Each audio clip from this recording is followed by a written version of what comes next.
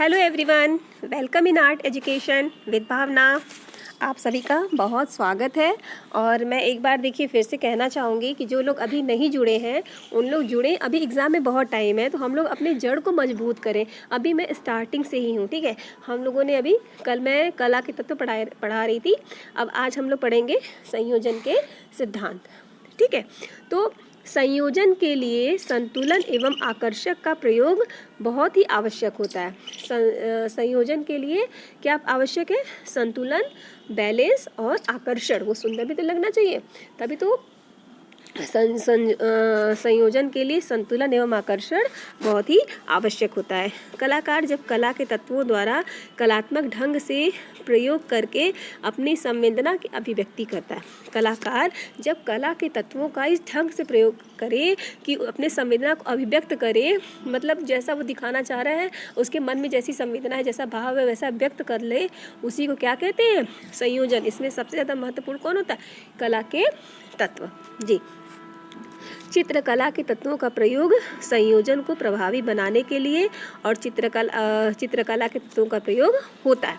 चित्रकला के तत्वों का प्रयोग संयोजन को प्रभावी बनाने के लिए होता है, अर्थात दो या दो से अधिक तत्वों की मधुर योजना को संयोजन कहते हैं। दो या दो से अधिक मधुर तत्वों की योजना को क्या कहते हैं? संयोजन। संयोजन कितने प्रकार के होते हैं? 6। संयोग, सामंजस्य, संतुलन, प्रवाह, प्रमाण और प्रभाविता। जी, तो सहयोग क्या होता है? एकता, जिसे कह सकते हैं यूनिटी। आप सबको ट्रेन की आवाज़ आ रही होगी। जी, मेरा घर यहीं पे है, तो आई होप इससे आपको डिस्टर्बेंस नहीं होती होगी, ठीक है।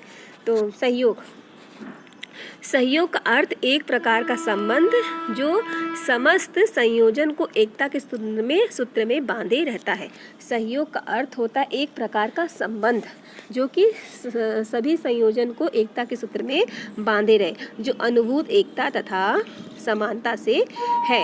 एकता जो इस प्रकार होते हैं: समीपता द्वारा एकता और निरंतरता द्वारा एकता, ठीक है।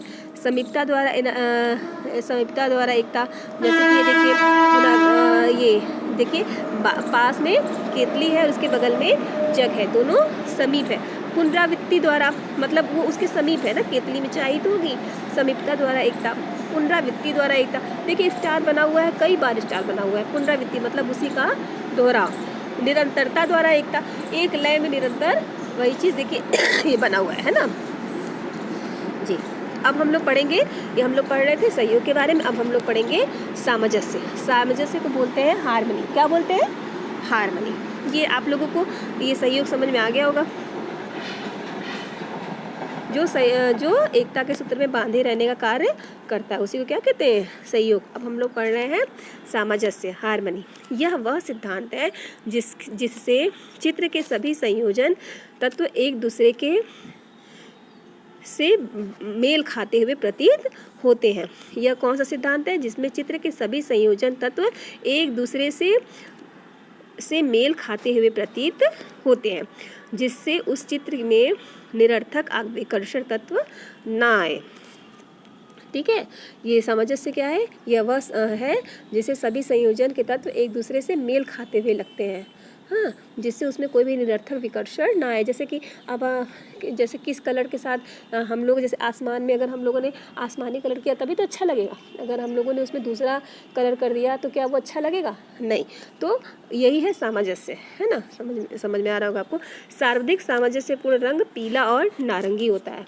क्यों होता है भाई? क्योंकि नारंगी में भी पीला विद्यमान होता है, सभी रंगों में पीले रंग का भाव होता है। अब हम लोग पढ़ेंगे संतुलन। संतुलन यानी बैलेंस। यह वह सिद्धांत है जिसके माध्यम से चित्र के विरोधी तत्वों को इस प्रकार से व्यक्त किया जाता है कि आवश्यक तत्व भार किसी भी तत्व पर ना पड़े। संतुलन के अंतर्गत चित्र में रेखा, रंग, रूप सभी को व्यवस्थित किया जाता है ना। समझ में आ रहा है? यह वह सिद्धांत है जिसके माध्यम से चित्र के विरोधी तत्वों को इस प्रकार से व्यवस्थित किया जाता है, चित्र के विरोधी तत्वों को इस प्रकार से व्यवस्थित किया जाता है कि अनावश्यक तत्वभार किसी भी तत्व पर संतुलन में ना पड़े। जैसे होता है रेखा, रंग, रूप सभी को व्यवस्थित किया जाता है। संतुलन कितने प्रकार से होते हैं? 2, सम्मिति संतुलन, असम्मिति संतुलन। तितली सम्मिति संतुलन का अच्छा उदाहरण है। तितली सम्मिति संतुलन का अच्छा उदाहरण है। अब हम लोग पढ़ेंगे प्रवाह। प्रवाह, लय, रिदम। प्रवाह का अर्थ है चित्रभूमि पर दृष्टि का समस्त ललित कलाओं में लय समान रूप से विद्यमान रहता है। चित्रभूमि पर दृष्टि समस्त ललित कलाओं में लय समान रूप से विद्यमान होता है ना।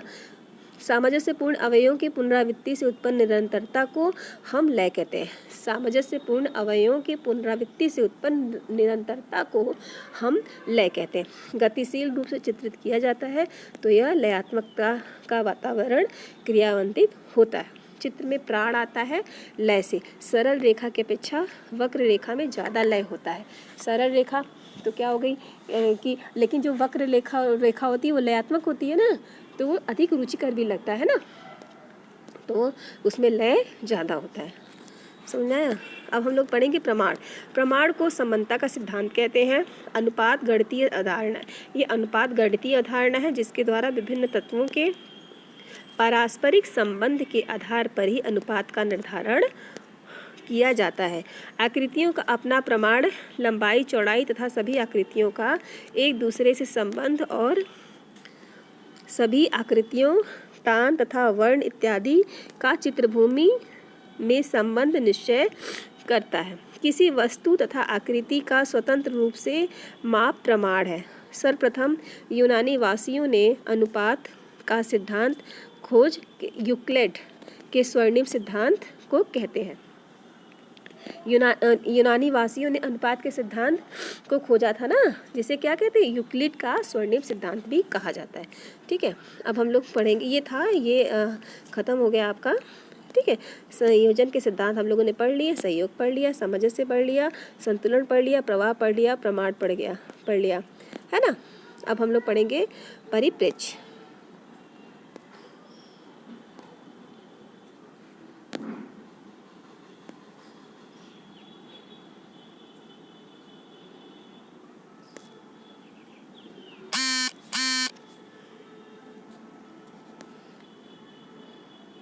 ये देखिए,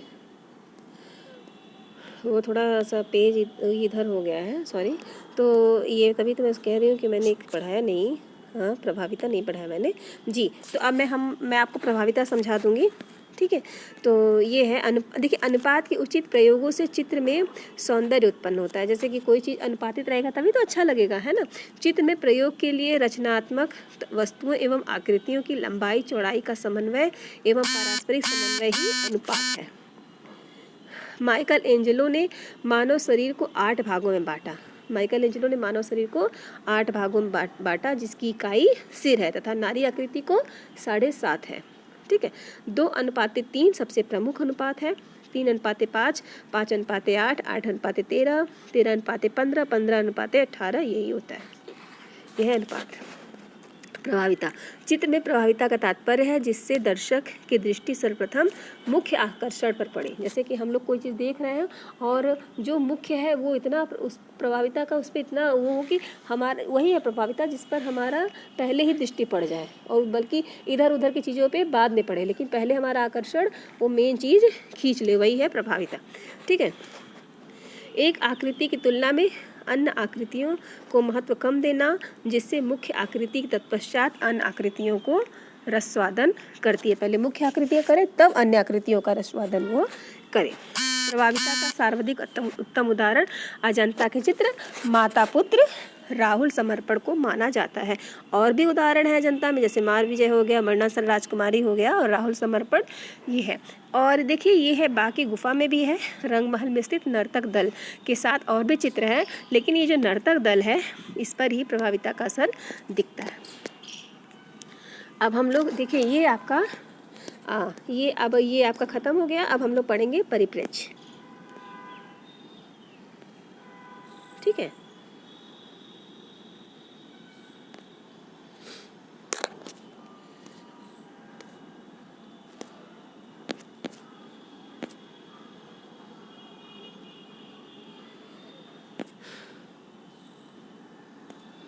चलिए तो अब हम लोग पढ़ेंगे परिप्रेक्ष्य। परिप्रेक्ष्य क्या होता है? इसमें द्विआयामी धरातल पर वस्तुओं का त्रिआयामी प्रभाव दिखाया जाता है।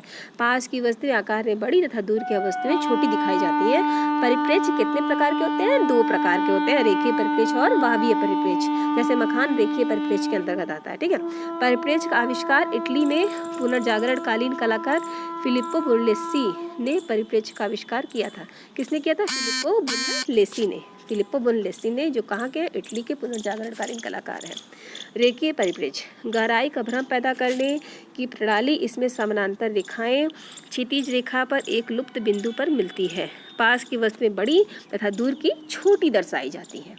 जैसे रेलवे लाइन, सड़क, देखिए जैसे देख रहे हैं ना आप लोग, पास की वस्तुएं बड़ी और दूर की छोटी दिखाई देती है। तभी तो लगेगा कि हाँ दूर तक रेलवे लाइन गई है भाई। वायवीय रेखा, इनमें रंगते एवं मान के आधार पर दर्शाया जाता है। पास की वस्तुएं इसमें गर्म एवं चटक रंगों में तथा दूर की वस्तुएं धूमिल रंगों में दिखती है।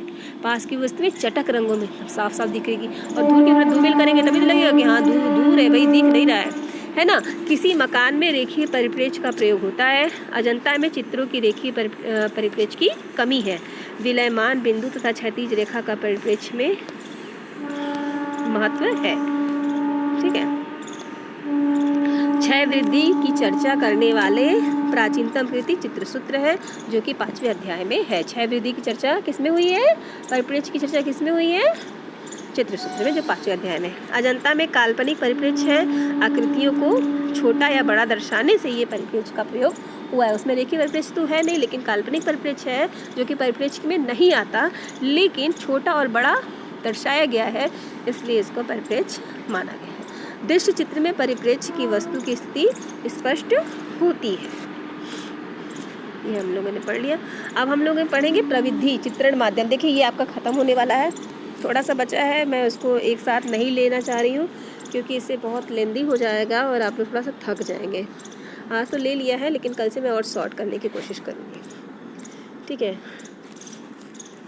भारत की कला में गुहा भित्ति से लेकर मैसेनाइट बोर्ड और कोयले लकड़ी से लेकर सिंथेटिक रंगों तक का प्रयोग हुआ है। शुष्क प्रविधि कौन कौन सी होती है? पेस्टल रंग, चारकोल, क्रेयॉन, रंगीन पेंसिल, रंगीन चाक, जिसको क्या बोलते हैं? सेगविन, पूर्ण रंग। आर्द्र प्रविधि कौन सी होती है? जल रंग, तेल रंग, एक्रेलिक रंग, पोस्टर रंग, टेम्परा, स्याही, glass colour, sketch pen, lost wax process, etching माध्यम। जल रंग की खोज किसने की थी? पाल संडबाई ने विदेश में सर्वप्रथम, विश्व में सर्वप्रथम किसने खोजा जल रंग को? पाल संडबाई ने 18वीं शताब्दी में, जो कि ब्रिटिश जल रंग के पितामह कहे जाते हैं। और भारत में डेनियल बंधु ने, यानी थॉमस डेनियल और विलियम डेनियल ने। इसमें कागज कैसा प्रयोग होता है? मोटा खुरदुरा कागज का प्रयोग होता है। कैंट पेपर, कैवरियानो, कार्टिज और वॉट्समैन पेपर का भी प्रयोग होता है। कौन कौन सा? कैंट पेपर, फेवरियानो, कार्टिज और वॉट्समैन। तो इंग्लैंड में जे वॉट्समैन ने कंपनी का उत्पादन है। इंग्लैंड वॉट्समैन पेपर कहाँ से उत्पादित होता है? इंग्लैंड में, जो वॉट्समैन कंपनी। जल रंग चित्रण में हाईलाइट दिखाने के लिए कागज को श्वेत छोड़ देते हैं, यानी कि उसको खाली छोड़ देते हैं। जल रंग में सफ़ेद रंग मिलाने से उसकी पारदर्शिता खत्म हो जाती है। इसमें हल्के से गहरे की तरफ कार्य किया जाता है, ठीक है। तकनीकी की दृष्टि से जल रंग की कितनी श्रेणियां होती है? 2, पारदर्शक और अपारदर्शक। पारदर्शक वास, आला प्राइमा, सैंगविंग, है ना। अपारदर्शक स्टेपलिंग, स्कबलिंग, ड्राई ब्रशिंग, ग्वास, ठीक है। इसमें गोद मिश्रित अपारदर्शी कहा जाता है, ग्वास को गोद मिश्रित अपारदर्शी। वास पेंटिंग की रंग योजना धूमिल होती है, ठीक है। और इसके प्रवर्तक कौन माने जाते हैं? अविंद्रनाथ को माना जाता है। वास पेंटिंग के प्रवर्तक जन्मदाता, है ना। वास जल रंग की एक विधा है जिसमें एक रंग लगाकर सूखने पर उसे बार बार धोना तथा पुनः फिर रंग लगाना, फिर धोना, यही प्रक्रिया हम लोग निरंतर करते रहते हैं। अब हम लोग पढ़ रहे हैं तेल रंग ऑयल कलर। हालैंड के आइक बंधु हर्बर्ट वॉन आइक तथा जॉन वॉक आइक ने किया। इसके लिए खुरदुरा धरातल पेपर उपयुक्त होता है। भारत में किसने किया था? राजा रवि वर्मा। टिली केटल का भी नाम आता है, जो कि अभी आया था पेपर में, है ना। 21 में इजेल पेंटिंग आयल माध्यम इसमें ईजल पेंटिंग का प्रयोग होता है आल माध्यम के लिए। लिसिन डायल का प्रयोग किस लिए होता है? बाइंडर को बंधक का कार्य करने के लिए। अलसी का तेल को बोलते हैं लिसिन डायल और टर्पनटाइल को बोलते हैं तारपीन का तेल, जो कि रंग को पतला करने के लिए होता है। यह दोनों तेलों को 50-50% मिलाया जाता है। जिस बर्तन में रखा जाता है उसे डीपर कहते हैं, जिन्हें रंग की तस्तरी में फंसाया जाता है। इसे रंग की तस्तरी में फंसाया जाता है डीपर को। चित्रण में ब्रिसल और सेबल तुलिकाओं का प्रयोग किया जाता है। तैल चित्रों को जिस स्टैंड पर रखकर कार्य किया जाता है उसे इजल कहते हैं। यह गहरे से हल्के की तरफ प्रयोग किया जाता है। यह गहरे से हल्के की तरफ, हाँ, और जल रंग हल्के से गहरा और ये तैल रंग गहरे से हल्के की तरफ। इसमें तारपीन का तेल चीड़ के वृक्ष के लीसा से प्राप्त होता है। तारपीन का तेल यानी टर्पेंटाइल ऑयल चीड़ के वृक्ष के लीसा से प्राप्त होता है। तैल रंग को 3 तकनीकियाँ होती हैं, स्कबलिंग, ड्राई ब्रशिंग और ब्रोक कलर। इसमें रोगन ग्लेजिंग करना आवश्यक होता है। इसमें रोगन ग्लेजिंग करना आवश्यक होता है तैल रंग में। तैल रंग का ट्यूब का आविष्कार किसने किया था? जॉन गोल्डफ्रंड ने। किसने किया था? जॉन गोल्डफ्रंड ने। तैल रंग के प्राचीनतम साक्ष्य अफगानिस्तान के मोमियान गुफा से प्राप्त होते हैं। देखिए, ये मैं आपको पेज नहीं पढ़ाऊंगी क्योंकि ये थोड़ा क्लियर नहीं है, इतना है। इसके बाद इसको मैं नेक्स्ट वीडियो में ले लूँगी क्योंकि अभी इससे रिलेटेड अभी कुछ रह गया है ना। हाँ, तो और थैंक यू। अगर आपको ये वीडियो अच्छी लगी हो प्लीज़ लाइक एंड शेयर। अगर कुछ कमी रह गई हो तो प्लीज़ बताइएगा मुझे। अगर दिख नहीं रहा है भैया तो देखिए, अभी मेरे पास, मैं अभी न्यू हूँ यूट्यूबर पे, तो मुझे अभी इतनी फैसिलिटी नहीं दे रहा है यूट्यूब, जिससे कि आगे आगे आप लोग लाइक करते रहिए, शेयर करते रहिए, मेरे मन को बढ़ाते रहिए। मैं और अच्छे वीडियो आपको पेश करती रहूँगी। Thank you and bye.